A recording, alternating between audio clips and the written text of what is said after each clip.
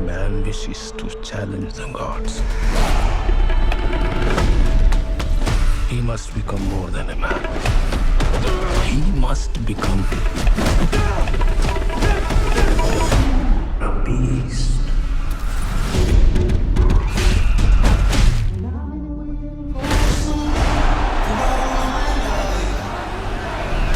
Guys, welcome back to my channel and time for another episode of Luke's Reviews. On today's video, Dev Patel is stepping behind the camera in what is a brutal, hard-hitting and action-packed directorial debut with Monkey Man.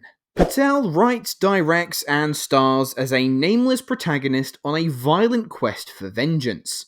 After his family and entire community were savagely exterminated by a corrupt police force, now a grown adult, our lead is gradually working his way through this criminal underworld, waiting for the right time to snap and all hell to break loose. Dev Patel, who some of you might know for his many fantastic performances, has decided to swing and swing big for his first time outing as a director, because most actors turned directors tend to go for a smaller indie project, kind of hone in their skills a little more and start from the ground up. Not Dev Patel.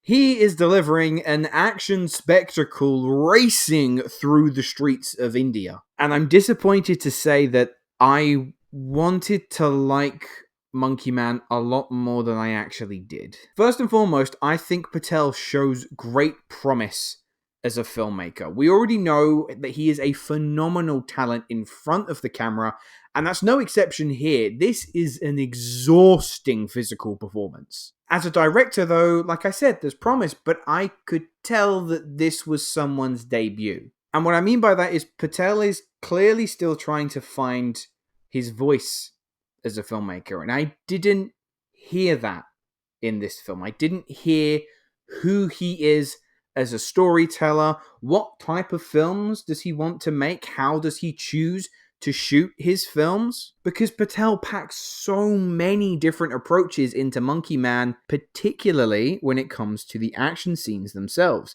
There's one extended sequence in the middle of the film, and we're shifting from POV action to shaky cam to quick cut edits to oneers that have a CGI helping hand. It is so much style that one could argue it's probably too much. And that entire sequence is about a 20-25 minute blistering action set piece. I can't fault some of the elements like the choreography, but it is borderline incomprehensible to watch. It felt as if to me that Patel was trying so hard to showcase all of the things that he can do as a director that he didn't actually stop for a second and think, what are the things that I should be doing instead?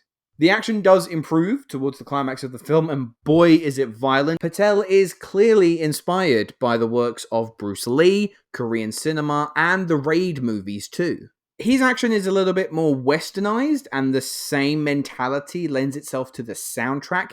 There are some odd needle drops that I wouldn't have considered, but it works. I think the varied soundtrack does help the film with some admittable identity issues. As far as the story is concerned, the whole revenge tale is very compelling. The first act essentially operates as a bit of a mystery, a crime thriller, as a guy who you don't know his full motivations of why he wants revenge. You just know that he's willing to go to whatever lengths to get it, as he's infiltrating this underworld and working his way up gradually. There's no exposition dumps. We learn information when we need to.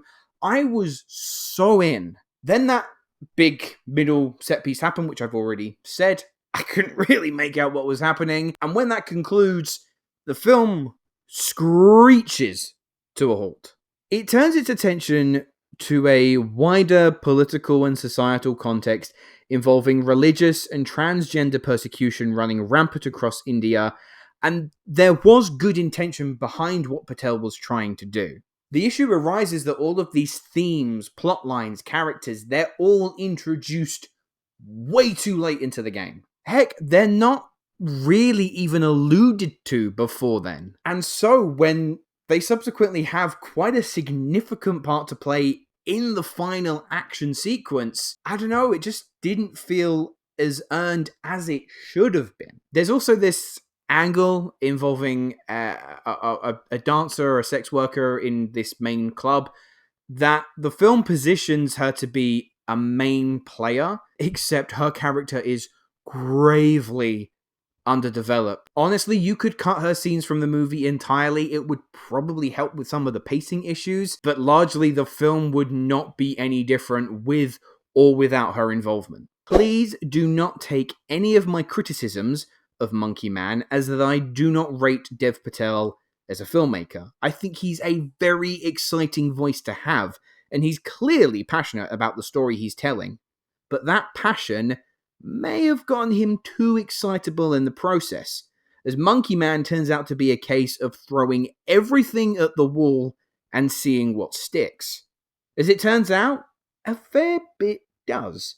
But the scattershot and ever-changing approaches to the action felt to me that I was watching a filmmaker whose voice wasn't shining through. By no means a bad movie, it's just too scrappy for my liking. I'm going to give Monkey Man a 5.5 out of 10. Anyway, guys, those were my thoughts on Monkey Man. Let me know, have you had the chance to see the film yet? What did you think?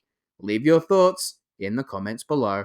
And my question to you, I would like to know, who do you think is an actor turned director that had the best directorial debut? I suppose an argument could be made for the executive producer of this film, Jordan Peele, an actor, comedic star who turned to directing with Get Out. And I think I can comfortably say that Get Out is one of the best horror films in the last 10 years. I feel confident in saying that. But that's all the time we have for today. So thank you very much for watching. Make sure to like and subscribe, and I will see you in the next video.